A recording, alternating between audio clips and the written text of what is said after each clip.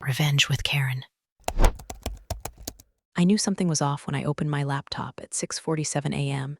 and already had 9 Slack messages, 8 of them passive-aggressive, and one just the word update. From our new CRO, Jason.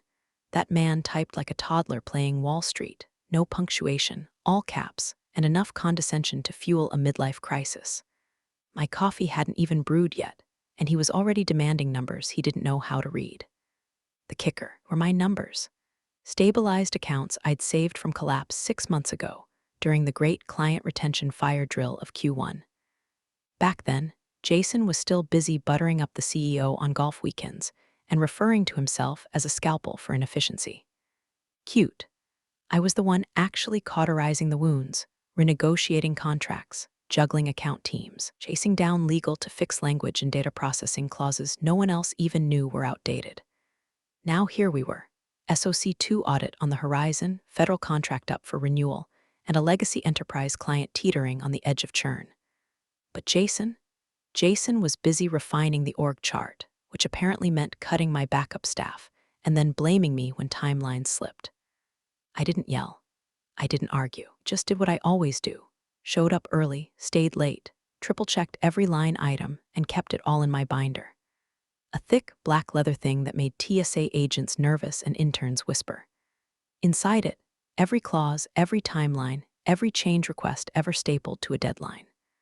I used red tabs for high-risk accounts, yellow for contract escalations, and a special blue one just for Jason's disasters. I carried it everywhere like a priest carries scripture, because around here, forgetting a detail meant becoming one. The weird part is most people think office politics explode, but more often they just decay, like bananas. Quiet at first, then suddenly they reek. That's how it started. Jason in a leadership sync dropped this gem. We're seeing operational drag from legacy leadership. No names, no eye contact, but 3 people looked at me. So yeah, if you're still listening at this point, you probably know someone like me, or are someone like me. One of the quiet ones who actually keeps the company standing, while others hold the whiteboard markers. Do us both a favor, smash that like button and subscribe. It really helps the team keep bringing you stories that hit a little too close to home.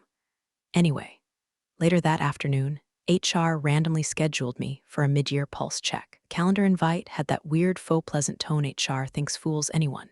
Just a quick touch base to realign goals and expectations. Yeah, nothing says you're doing great, like surprise meetings with people who wear lanyards like rosaries. I didn't cancel, didn't panic, but I did stop by the client archive cabinet before I left for the day. That big federal client with the rocky renewal, the one Jason told everyone he had resecured. Yeah, it was the one who actually renegotiated their SLA. I'd redlined it personally after they nearly pulled out during the billing system fiasco in May. And in that redline, a little clause I'd inserted after our 4th emergency call that week, something about data access and the named service officer. Just a precaution, because Jason hadn't read the contract. None of them had, but I had. Hell, I wrote the clause. And now, staring at that meeting invite from HR, something told me I might need it. So I slipped the client's file into my bag, under the binder. And I waited. They put a bottle of water on the table like I was about to give a eulogy instead of get fired. Dasani, lukewarm. Label turned toward me like it was offering condolences. Across from me sat Denise from HR, blinking like a Roomba with dying batteries, and Jason, till tan from whatever corporate strategy retreat he'd conned his way into last week, complete with a let's circle back on that grin that made me want to test OSHA rules on stapler projectiles. Thanks for joining us today, Judith, Denise chirped, tapping a manila folder like it contained the 10 Commandments. We're here to review some concerns that have emerged around your Q3 performance. She meant Jason's performance. His botched cost optimizations, his bright idea to cut client support headcount 2 weeks before SLA renewals, his refusal to loop in legal until after contracts were already teetering. But sure, let's call it my performance. I didn't flinch, didn't blink, just waited. Jason leaned in like he was about to offer me eternal wisdom. Look, we appreciate the time and energy you've put in, but the leadership team agrees. It's time for new energy in client ops. New energy, like I was an expired battery they found behind the couch. Denise slid a form across the table. We're asking for your resignation effective immediately. We'll walk you through the transition terms. I stared at the form for a moment, then took the pen. Signed my name cleanly, no tears, no protest, just 4 letters, Judith. A signature honed over years of signing client renewals, they said Jason won. She looked surprised. He looked relieved. Took off my badge and placed it gently on the table like it might explode if jostled.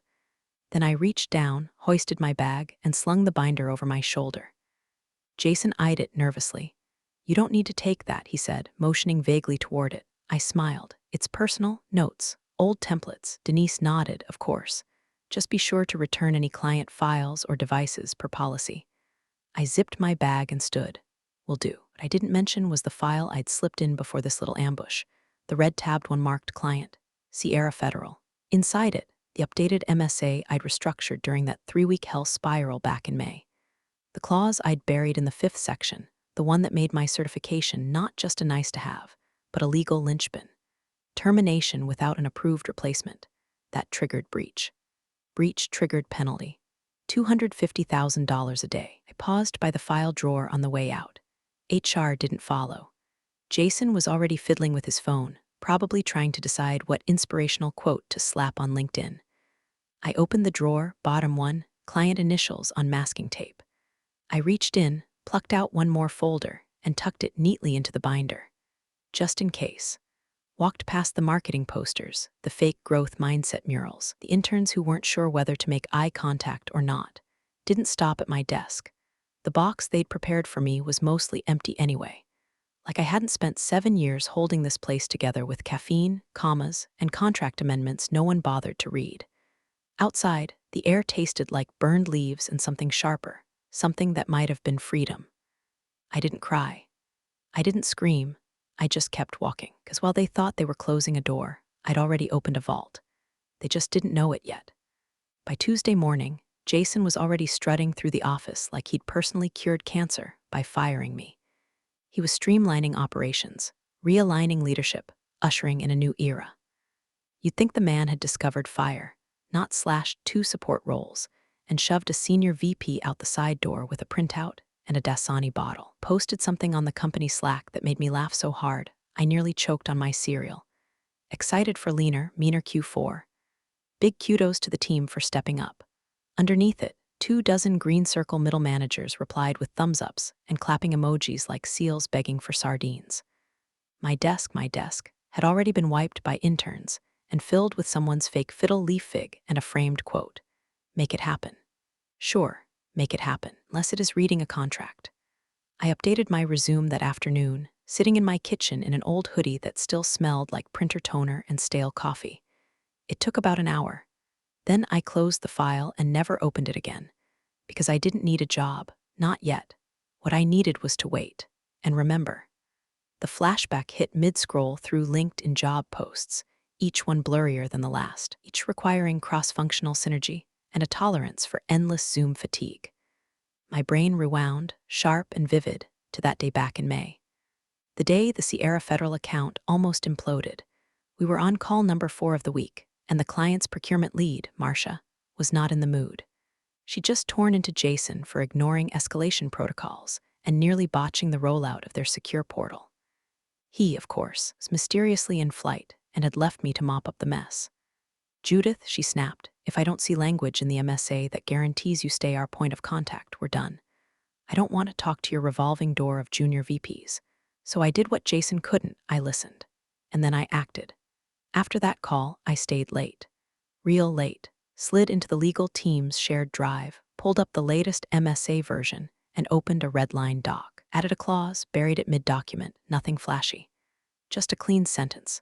In the event the named service officer is terminated, reassigned, or removed without prior written approval from the client, the agreement shall be considered in breach, incurring a penalty of $250,000 per business day. I flagged it with a sticky note for legal and sent it up for review. I didn't expect it to pass, but it did, because no one read it, not properly. Just saw that Marcia had signed the updated draft. Jason forwarded it with his usual all handled. Great teamwork, and now someone had read it. Thursday, 4:42 p.m. My phone buzzed with a number I recognized but hadn't expected. Roland Mendez, partner in legal. The kind of guy who usually talked only to board members or when someone's bonus was at risk. Judith, he said. He was trying to sound casual, but had a bear trap clamped to his ankle. Hey, quick thing. We were going over the Sierra Federal dock and there's, a clause I'd like some clarification on. I could hear papers rustling. The sound of panic being flipped through, one stapled corner at a time. Which clause? I asked, knowing damn well which one. Section 5, sub B, the breach penalty tied to your termination. I didn't say anything at first, just stared out my window at the late sun bleeding across the neighbor's fence. Judith, I smiled, not cruel, just tired. Everything's in the binder, Roland. A long pause, then he cleared his throat. Right, okay, we'll circle back. He didn't hang up fast, which told me everything. Legal wasn't just confused, they were spooked, because Jason hadn't appointed a replacement. There was no approved liaison. And now the clause I wrote in the middle of a meltdown had teeth. They were biting. I set my phone down and turned off the job board tab. No need to run. The avalanche was already rolling. All I had to do was stand still. Monday morning, 8:03 a.m., the first thing to hit the company's shared inbox wasn't a coffee order or Jason's usual motivational drivel. It was an all-caps subject line from Sierra Federal's procurement lead. Urgent contract breach inquiry inside. One sentence that sent 3 execs running to legal like their hair was on fire. Why was your named officer terminated without notification or approved replacement? That was it. No greeting. No signature line with inspirational quotes. Just the kind of cold, weaponized corporate phrasing that tells you you've stepped on a landmine. The person who planted it has already walked away.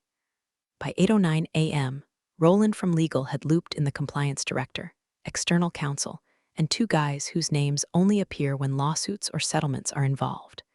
Jason, of course, was still at Equinox or dry shaving his jawline in some hotel mirror, blissfully unaware. The first meeting started at 8:30. Jason joined 5 minutes late, uttering about how we're not going to let one email throw off momentum. When legal showed him the clause, he scoffed. Come on, he said, waving at the screen like the PDF was a hallucination. Just assign someone new, copy-paste a title, and let's move on.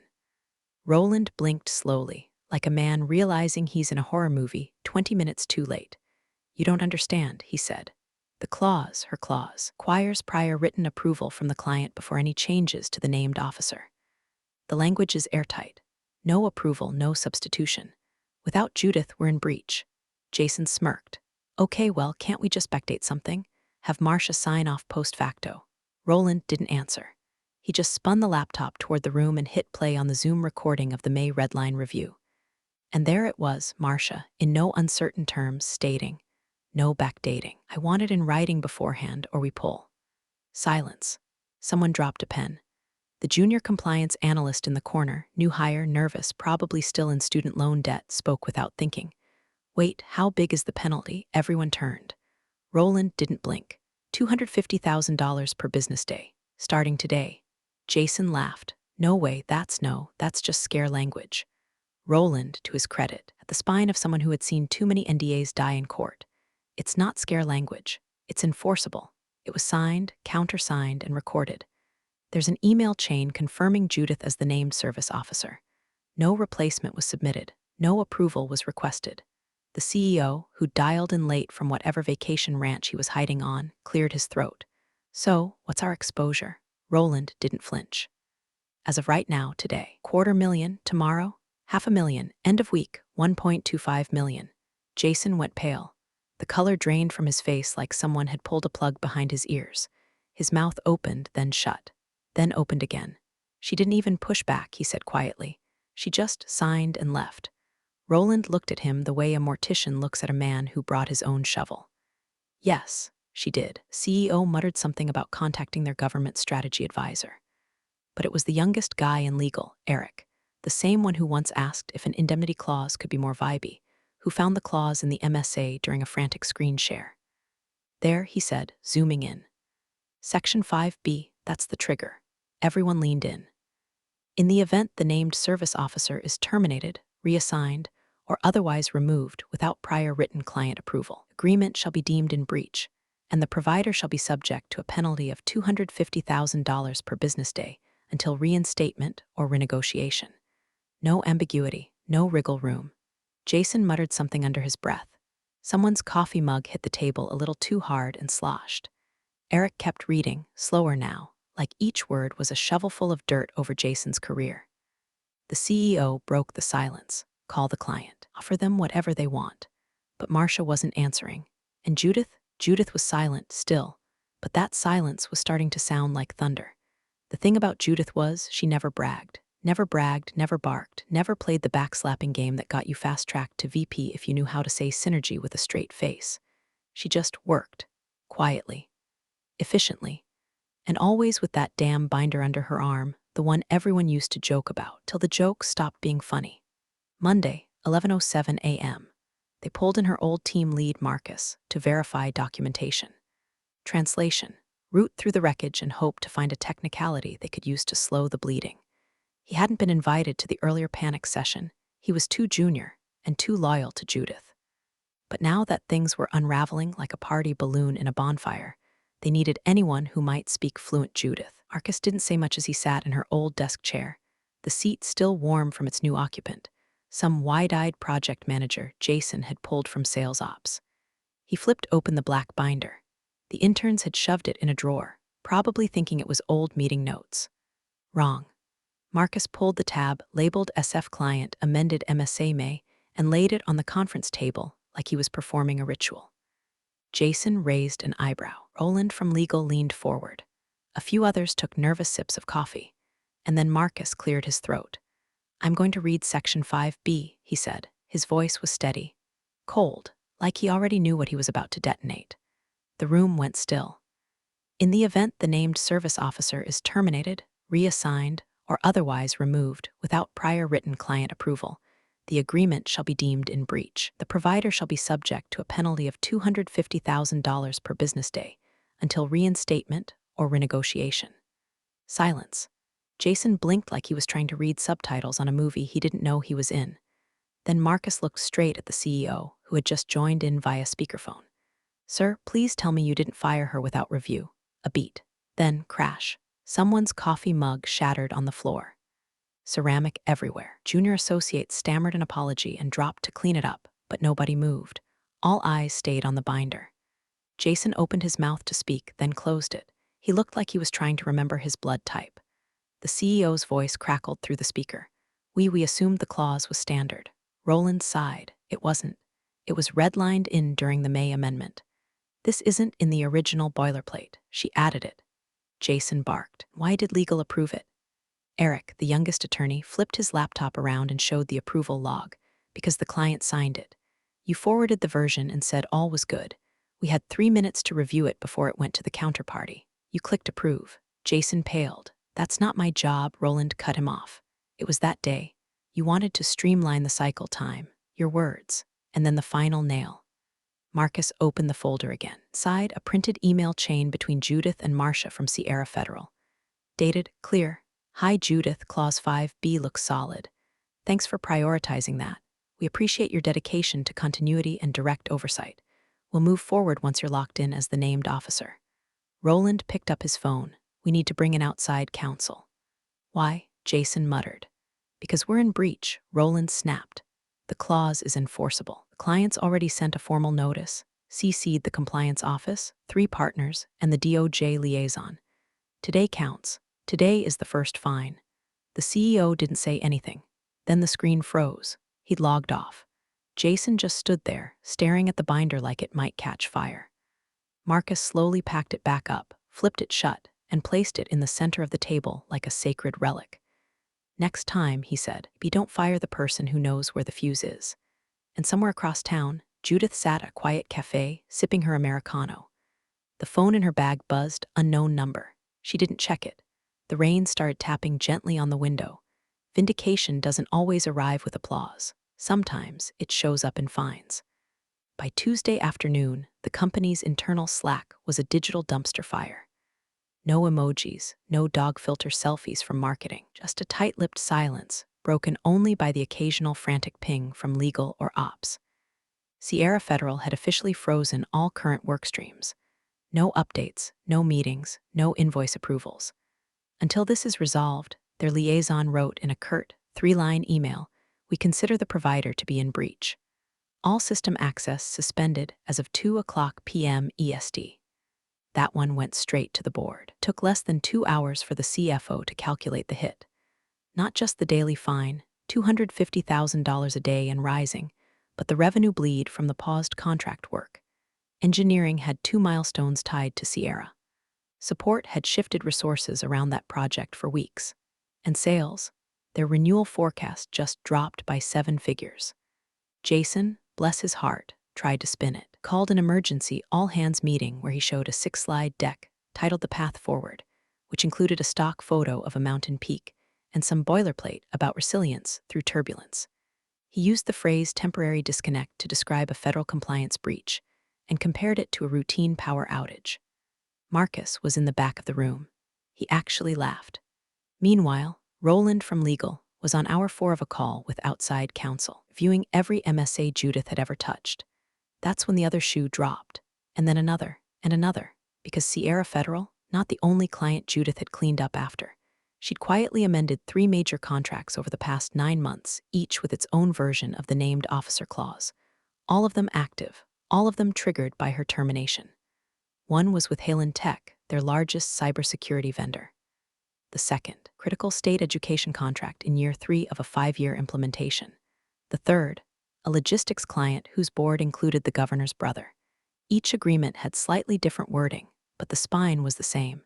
Fire Judith without replacing her through proper channels, and it counts as breach, which meant the $250,000 a day penalty. That was just the starter course. Legal's shared folder looked like a crime scene. Highlighted PDFs, notes. Someone even uploaded a screenshot from Judith's email signature with the line, "For clarity, I remain the named service officer unless otherwise documented."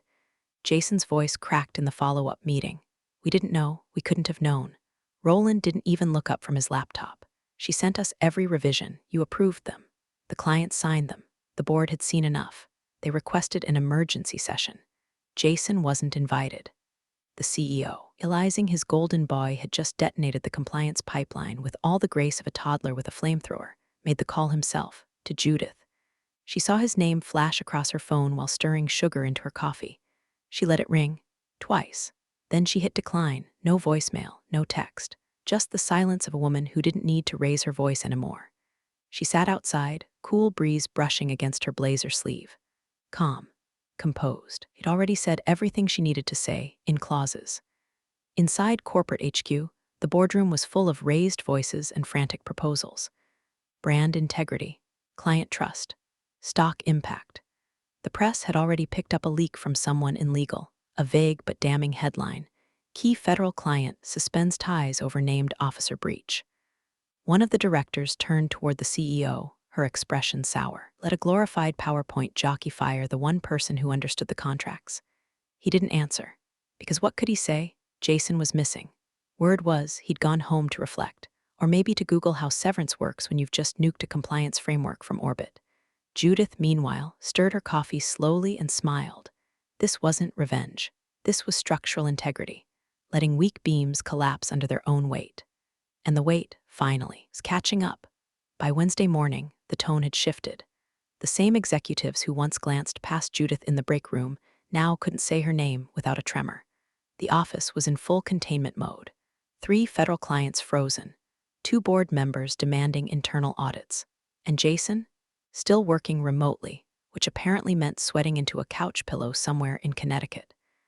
That's when the first email landed in Judith's inbox. Subject line, opportunity for re-engagement consultant path. It was from someone in legal she didn't know, probably handpicked for their lack of baggage. The message was polite, courteous, apologetic in the way corporate language only allows when the building's already on fire. They wanted her back.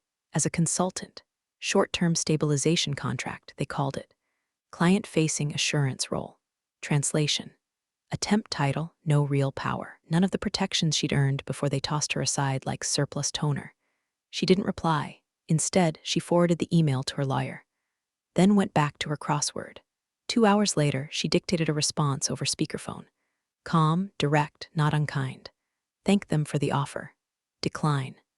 Then tell them I'll consider full reinstatement under new terms, but only if the CRO is out, effective immediately. I don't report to whoever thought this was a PR issue. I report to the board. Her lawyer, Darren, a man with a voice like a velvet chainsaw, laughed softly. God, I love you, I'll draft it. Judith hesitated. Her stomach fluttered, a sudden twitch of doubt. She'd never done this, never negotiated from above, never asked for more than what she could prove. But now she wasn't just the fire extinguisher they'd used and shelved. She was the firewall. Darren's red line hit their inboxes by 2:18 p.m. The subject line was simple: Terms for Reinstatement J. Fairburn. Inside, it was surgical. Title: Executive Vice President, Contract Strategy, Reporting Line, Direct to Board Chair, Non-Interference Clause covering operational autonomy, Stock Options with immediate vesting at performance milestones, Termination Clause.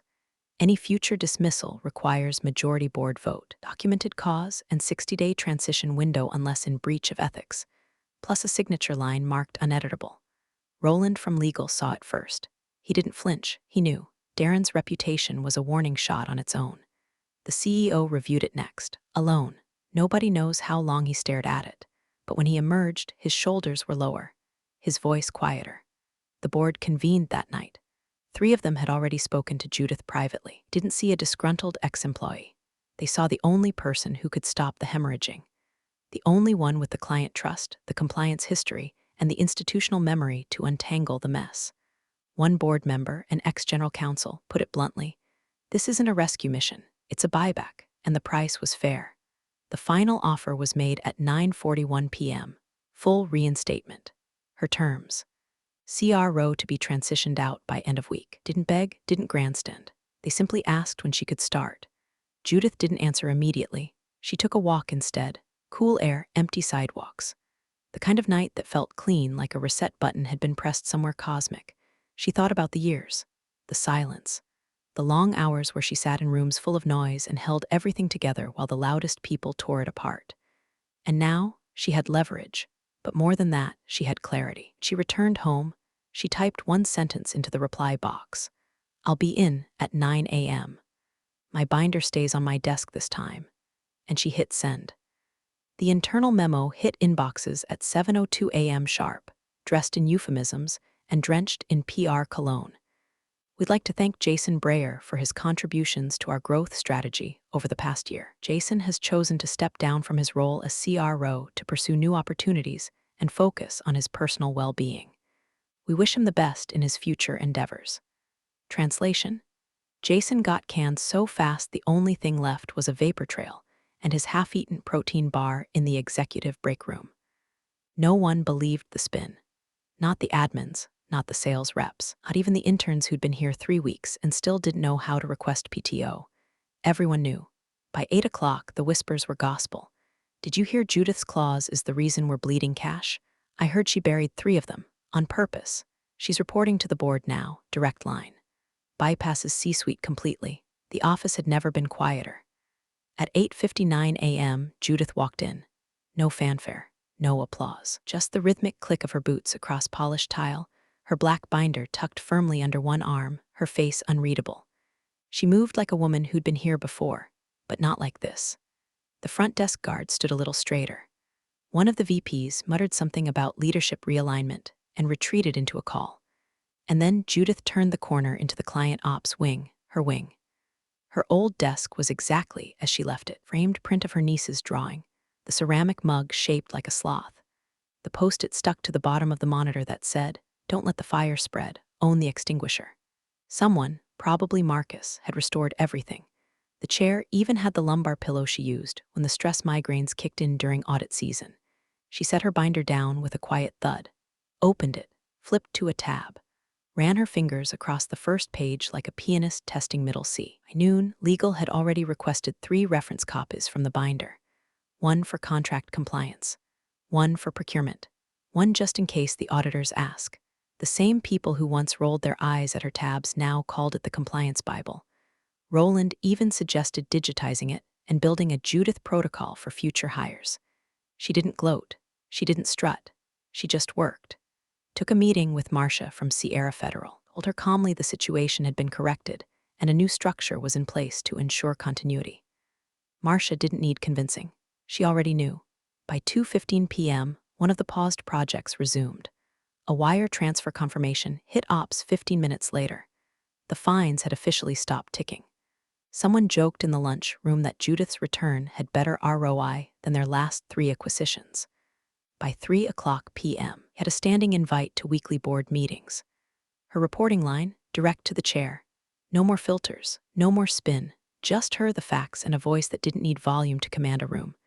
Marcus swung by late in the day with 2 black notebooks and a knowing smile. You want these archived or added to the binder? Judith looked at them, then back at her desk. Binder, she said. Always. As the sun dipped past the glass, casting long corporate shadows across the floor, he didn't look triumphant. She looked ready, because survival was never the goal. Structure was, and now, she was the one who held the structure in her hands. The boardroom was colder than usual, not in temperature, tone. The kind of quiet you only get when people know they've miscalculated and the consequences are still echoing in quarterly forecasts. Everyone was already seated when Judith walked in. No laptop, no entourage, no performance, just her. The new binder, black leather, no stickers, no post-its, just a single brass clasp and a weight that felt heavier than it looked. When she set it on the polished wood table, even the board chair shifted in his seat. The CEO gave a tight smile, the kind men wear when their power has been quietly repossessed. He started to speak. Judith didn't acknowledge him. Instead, she nodded toward Roland, who stood at the far end of the room holding a folder marked Confidential Executive Contractual Addendum. He cleared his throat and began reading. Effective immediately, per board consensus and ratified vote, Miss Judith Fairburn is reinstated under the role of Executive Vice President, reporting directly to the chair. Furthermore, he paused, then continued, slower. Termination of said officer without written board review and majority approval will trigger an executive penalty equal to 1 year's salary, paid immediately upon dismissal. Judith didn't blink. Neither did the board. The CEO shifted.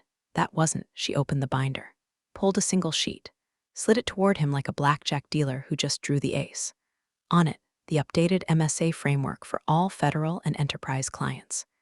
Each clause indexed, each one reviewed, each one her work. The CEO stared at it, no words. Judith finally looked at him, calm, measured. Let's never miss our targets again. She closed the binder with a soft click that sounded somehow like a gavel. The board chair nodded once. Thank you, Miss Fairburn. Welcome back. No applause, no banners, just respect. The earned kind. Outside the room, her name was already being added to the directory, but not under her old title. No more VP, no more client ops.